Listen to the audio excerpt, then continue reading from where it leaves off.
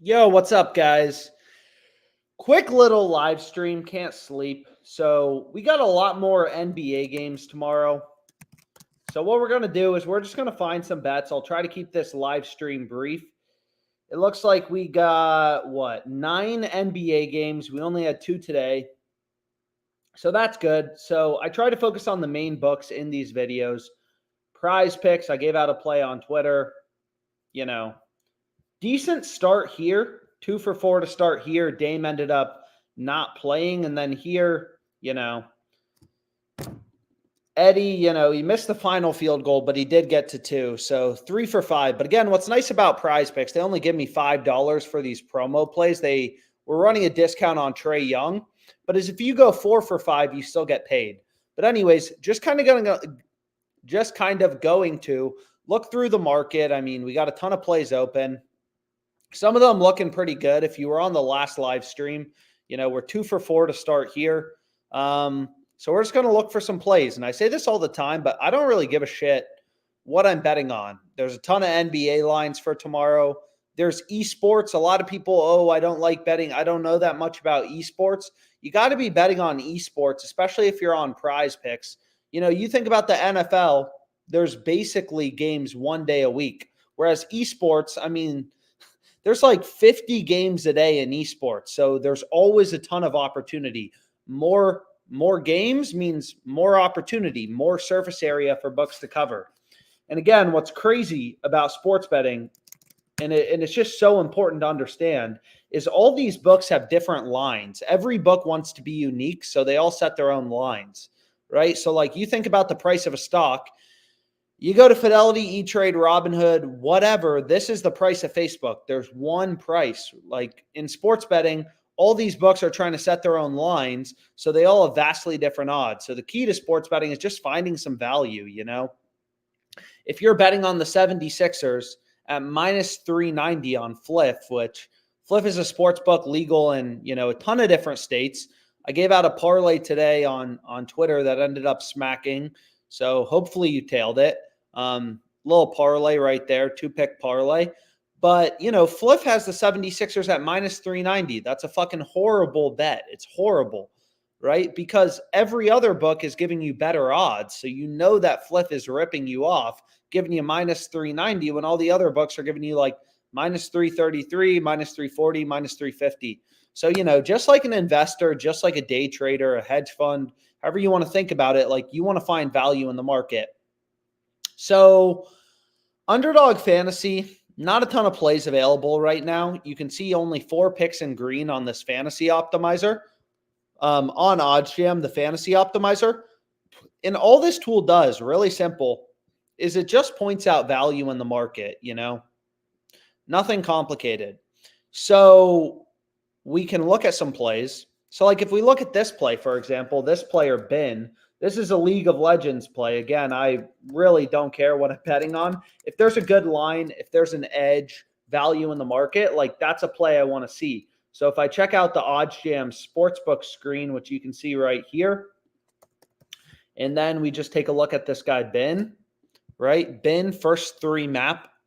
PrizePicks has his line at 8.5. It's like, okay, like there's not a ton of other data points in the market. When you're betting on the NBA, these main markets, you got there are hundreds of sports books. If you go to like NBA money line or something like that, it's not what I meant to search. But if we go here, that's not what I meant to search either. But anyways, let's lock in some plays on PrizePicks. But if we go over to money line, right, like there are literally hundreds of books posting lines on the NBA. In esports, you have less data points. Like, look at this. Like, you have hundreds of books. All these books have sophisticated models. So you have tons of data points on like where should the line be set. Whereas in esports, it's only a few sports books do esports player props. But regardless, you can see PrizePicks has this player, Ben. They have his line at 8.5. Hot Streak has his line at 9.5, and they have the over favorite, right? So even if you don't use the sportsbook Hot Streak, it's a data point telling you, hey, this guy's line should be higher at 9.5. and his over should be favored, right? They have the over favored, more juice towards the over. It's a minus 159 favorite, so the over is favored. ParlayPlay, another fantasy site, works just like PrizePicks. They have his line at 9.5. So it's like, okay, like that's good information to know as a sports bettor. So again, not as many data points, but still a decent play that I went with. And a lot of people will look at this and be like, $10 bet size. And obviously it's like a very low bet size, but that's, all these books have different max betting limits. So especially if you've been profitable on books, they may cut down your bet size. Underdog Fantasy only gives me $100 or $50 depending on the league. So depending on the sports book, like you can get different betting limits. On Fliff, they have a max of 250. So basically everything I'm betting on Fliff is for a max of 250. So I'm betting 250. Whereas Underdog Fantasy, it's 50 or 100. So it just kind of depends on the sports book. So anyways, we got our first play. We have our first discrepancy bin, and we can go with him or we can not go with him. I obviously included it in a previous slip.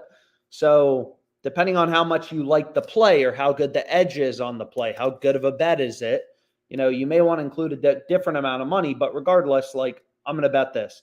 And of course, this game isn't till, 24 hours from now. So this starts at midnight on Friday. So hopefully you have a life and are doing something. Although I may be streaming the game. I mean, we'll have to see how the night goes. So why would you want to bet this now?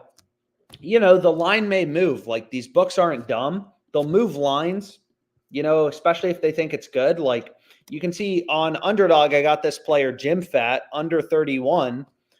Where is this line now? I mean, sometimes they adjust things quickly. So you really want to try to get down the best betting opportunities as quickly as possible because the books will move their lines. Like you can see, I got this player under 31, right? They just bumped him down to 30. So a lot of the value goes away. Like it may not seem like a big deal, but over the course of the long run, if you want to make money, 30 versus 31, like it adds up. So anyways, let's just find some picks and stop talking so much. So we have this play bin over 8.5, and it's like, okay, like maybe we want to include it again. Maybe we don't. That's kind of up to you. But we can see the second pick that OddsJam is recommending is a hockey play. Again, I don't really care what I'm betting on. If there's value, if there's an edge, I will happily bet on it. But we have this player, Matt's under 2.5 shots on goal. So we actually had this guy, where is it? We actually had him in a previous slip. Well, here we went 4 for 5. I forget. We bet on him a couple days ago. But anyways, why do we want to take his under? So it's like a lot of people will pull up historical data and they're like, oh, I want to see what he did in the last game. It's, like that's not that useful. And the reason it's not useful is everything is baked into the market. The odds that books are putting out, these books are constantly moving around lines based on where action's coming in. Injuries, lineup changes, like these books aren't fucking stupid. They're constantly moving around lines. If all the sharps start betting the Colts, they'll move lines towards the Colts, right? This is a market. If a player gets injured for the Colts, like lines will move towards the Patriots.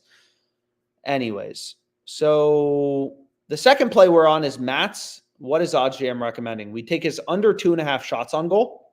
So you can see all the books like Fliff, all these different sports books, they all have his under heavily favored. So like on Fliff, he's a minus 160 favorite to go under. So he's heavily favored to go under on all these books. It's not just one book. DraftKings, BetMGM, Pinnacle, minus 140, minus 150. All these books have his under heavily favored. So all of these books are telling you like, hey, we think his under is a lot more likely than his over. So that seems like a decent play to go with, right? And again, we can kind of go through like the way that PrizePicks works, right, is they have fixed payouts. So you think about a regular sports book like Fliff, you see a bunch of odds, right? Like if you bet the under, you got to bet $160 to win 100. Whereas for the over, if you bet 160, you're betting 160 to win 160. So the under is heavily favored. So like books have odds. On PrizePicks, there's no odds, right? There's no numbers on this website. There's just lines. So the way that PrizePicks works is they have fixed payouts, right? So like any 2-pick entry, you're getting a 3x payout. If we take this guy's over, under, whatever, you get the same payout. You take his over, you get a 3x payout for a 2-pick entry. You take his under, you get a 3x payout. So PrizePicks has fixed payouts. So the reason the under is a sharp pick is like, okay, like every sports book is telling me all these betting markets, these sports books that have invested millions of dollars in their ability to set lines, they're also taking bets, moving around, their lines, their odds based on where action's coming in. Every sports book has him heavily favored to go under. So all the books are telling you, he's a lot more likely to go under. So obviously you'd rather take his under. PrizePicks will give you the same damn payout if you take his over or his under. So you want to include the under because that's the heavily favored outcome on all the books. So we're using data to our advantage. And you can see my little spreadsheet here. But if you go through the math behind PrizePicks, what you'll see is on PrizePicks, you have to win above 54.25% of your over-unders to be profitable.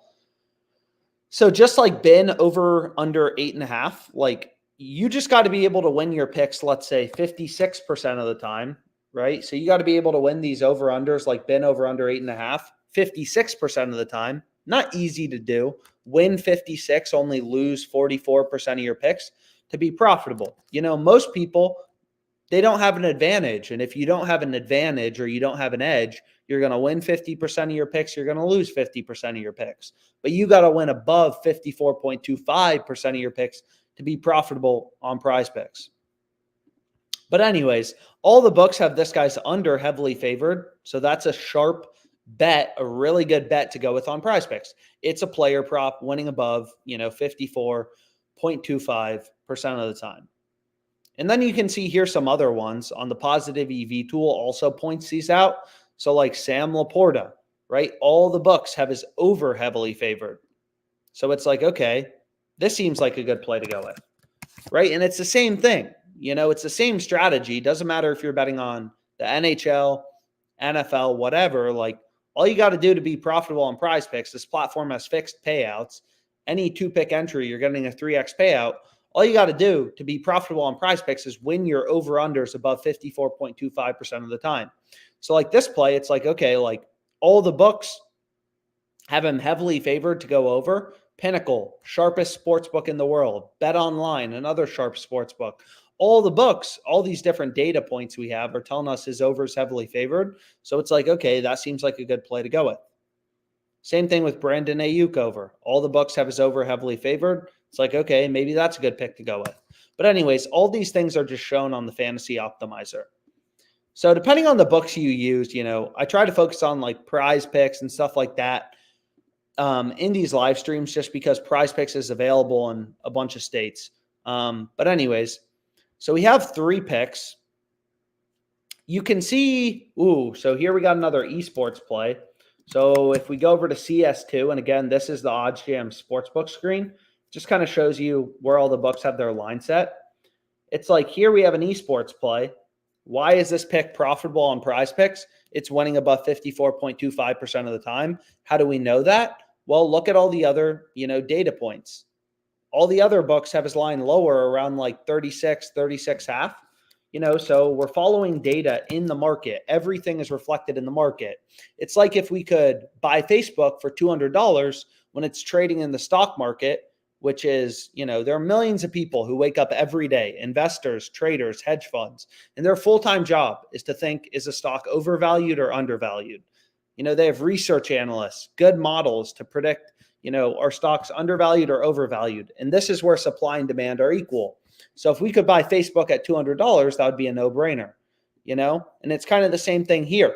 Like the rest of the market has them around like 36. So getting under 38 is a steal deal. So we can go here, right? And, the slip it's starting to look like the most random thing. And this game actually starts pretty soon.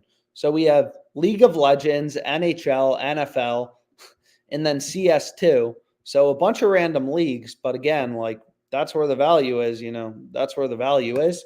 And that's where we'll be betting.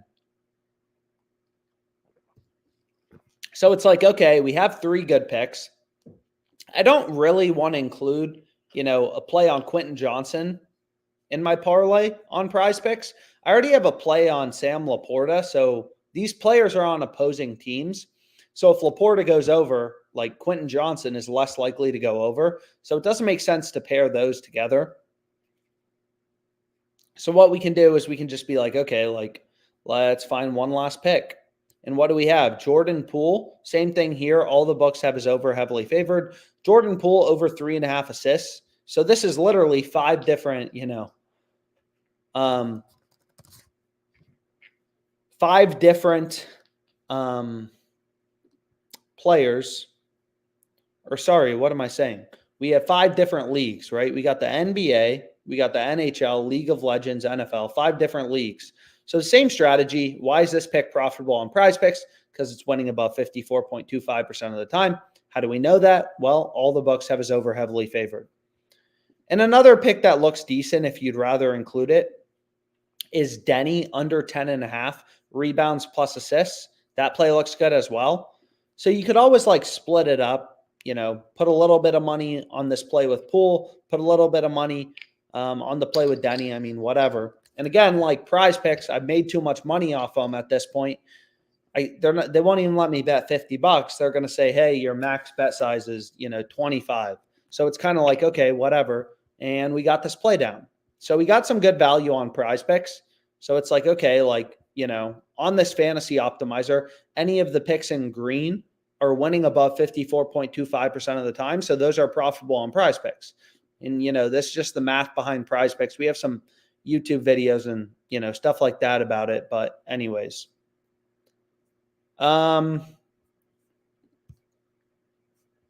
so again, I kind of bounce around, from book to book. Like I always say, like get as many books as possible. All these books have pretty lucrative sign-up bonuses. So like this platform, ParlayPlay, when you sign up, you put in $100. They match your first deposit up to $100. So most of these books have pretty lucrative deposit bonuses and kind of stuff like that. That obviously I recommend taking advantage of. But anyways, less talking. Let's kind of place some picks on this ParlayPlay platform quickly. It's less popular than PrizePicks, ParlayPlay, but it's the same strategy. So like LaMelo Ball, on ParlayPlay, like they give you the same payout, right? So if you take his over, you get a 3x payout. If you take his under, you get a 3x payout. Over, 3x payout. So like they give you the same payout if you take his over or his under. So why do we want to take the over? Well, all sports books, all these books, Pinnacle, sharpest bookmaker in the world, you can see they're moving odds towards his over. They have his over as a -151 favorite. So you got to remember, what does -151 mean? That means a 1.5 to 1 favorite, a 60% favorite to win. So we have his over. Then we have Jaren Jackson's under, 26.5 PRAs. So it's like, okay, we can go here. The Grizzlies fucking suck.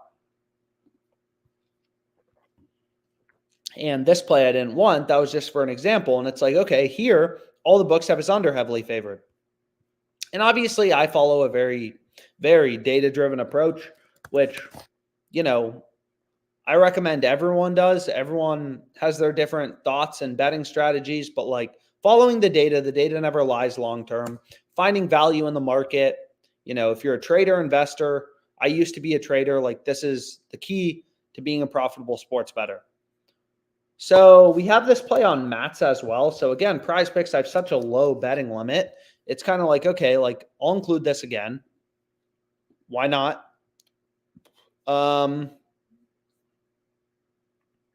Oh, shoot.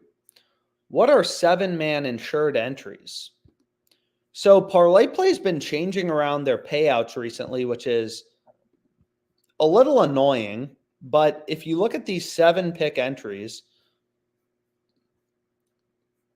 they're giving a 75x payout.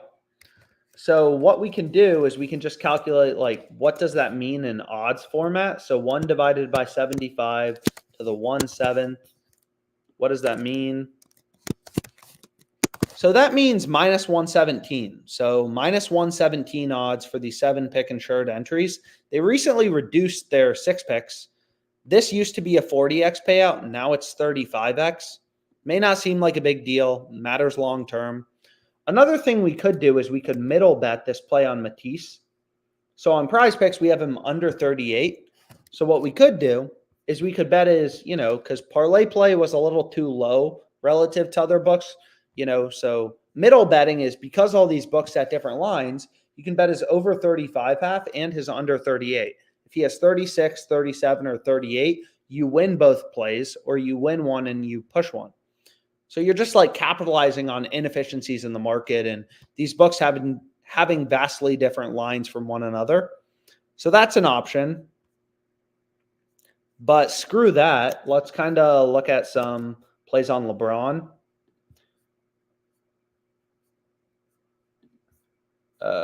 So that's our 5th pick, and we can go for 7. I mean, might as well. So let's check out this play on LeBron. I kind of like to pull up the data on the sportsbook screen to kind of show like why is the fantasy optimizer recommending these plays. So if you look at LeBron, it's like, okay, his line is 34.5 on ParlayPlay, 32.5 on FanDuel. All these other books have his line lower at 33.5, 32.5 on FanDuel. So like follow the data. All the books have his line lower, which is why this pick is winning, anyways. So it's like, okay, LeBron under. So we already have a play in the Lakers-Suns game, so let's not include this play on KD. But then we have Porzingis. So let's take a look at Porzingis. So we want to see discrepancies as a sports bettor, right? Like Underdog Fantasy, PrizePicks, all these books, they have thousands of lines up, right? Like it's crazy. So all these books are setting their own lines. All these books have tens and tens of thousands of lines up. We want to see discrepancies. We want to find value in the market, find those plays to zone in on. Again, everything is baked into the market. A lot of people will be like, oh, who cares if FanDuel's line is 28.5? Like, what if they don't know anything? If they didn't know anything, all the sharp bettors, all their profitable customers, if his line should be at 40, would have bet his line up to 40. FanDuel's not fucking stupid. If all the action's coming in on his over, they're going to move his line to 29, 29.5 higher. The books want to find the spot where there's equal money coming in on both sides. That's how they make their spread, the vig. So these books aren't stupid, right? Like, just like use your brain. I think it's pretty intuitive. It's like, if all FanDuel, they know which customers are profitable on them. If all their sharper customers start betting the over, they'll move lines towards the over. They'll move their odds or their line. So Porzingis, it's like ParlayPlay has the line too low relative to all these other books. So it's like, okay, like that seems like a good play to go with. And it's like, okay, like we want to take his over 27.5. And a lot of NBA in this slip, but if that's how it's going to go, that's how it's going to go.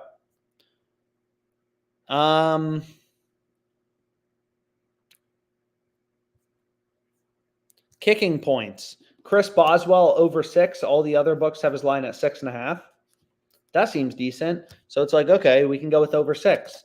So I guess these 7-pick entries are actually optimal. Only a $35 max bet size, 75x payout. So obviously this is a 75x payout.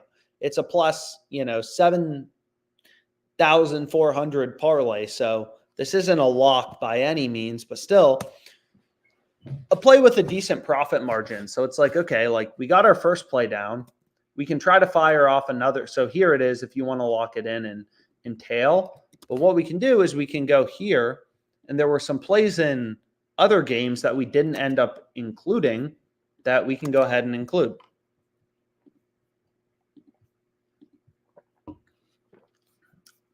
Damn, so here we have, so here we have a League of Legends play, right? So OddsJam is just scanning the market, the tens of thousands of lines on ParlayPlay, and pointing out like, hey, here's a line they're screwing up. Hey, here's a line with value. They have his line at 8.5. All these other books, 9.5, 10, 9.5. It's like, yep, this is a play we want to be on. Clear edge, clear profit margin. That's what we want to be on. So ideally, we can find 4 more. Jaren Jackson over 9.5. Okay. All the other books have his line at 10.5. So I'm trying to move quickly. Again, some of these good lines, they're not going to last forever. So the quicker you can kind of like move around, navigate these books, the better. Gino over 32.5. Lori under 11.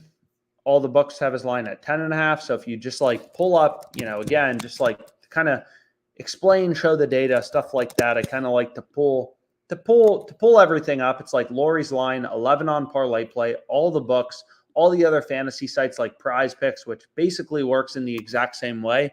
They all have his line lower. So it's like, okay, like this seems like a good play to go with.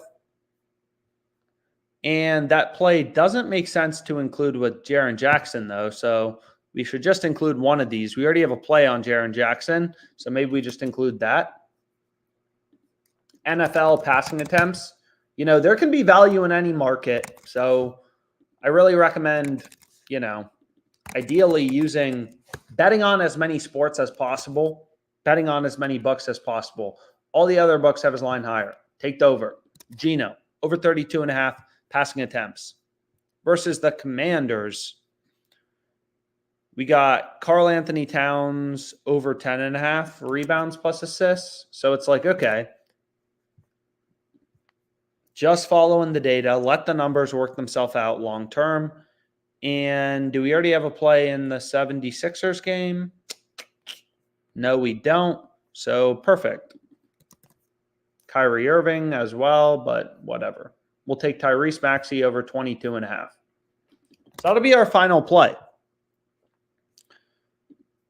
So 7 picks, which is the new optimal, slip type on this ParlayPlay platform.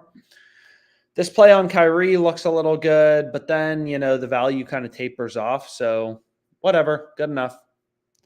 And there we go. And again, max bet size of $35 for these 7 pick entries. So I'm just kind of working within what I have access to. So it's like, okay, we can go back to Underdog. Sometimes they release new lines, things move around, new good bets show up. Nothing really right now. Go back to PrizePicks, nothing really right now.